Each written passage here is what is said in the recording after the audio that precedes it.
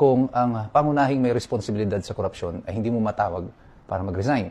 Bakit ayaw nilang tawagin ang pagbibitiw ni Bongbong Marcos kahit malinaw na malaki ang pananagutan niya sa lahat ng mga bagay na ito na nangyari? Bilang presidente, hindi mo pwedeng itanggi na sa loob ng 3 taon, wala kang alam tungkol dun sa nakawan.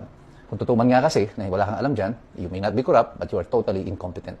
Ang hindi mo pagpigil sa pagnanakaw, kahit na alam mo na nangyayari yan, ay isang indikasyon na ikaw ay kabahagi nito. At kung hindi mo yan pinigilan, ibig sabihin hindi ka karapat-dapat na maging Pangulo ng Republika ng Pilipinas.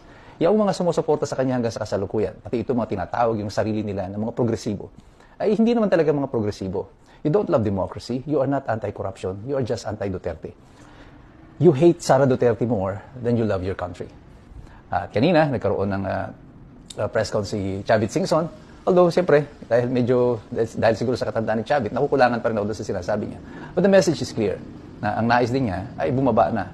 Hindi nga lang si Bongbong Marcos, pati nga yung mga ibang mga politiko, magsibaba na rin. Ito ang panawagan ng bayan sa kasalukuyan. And I would have to agree with him. Tama yung sabi ni Toby Chanco. Ang gobyerno, naging isang malaking sindikato na. At ang kanilang biktima, ang Republika ng Pilipinas. Ang target nila, ang kaban ng bayan.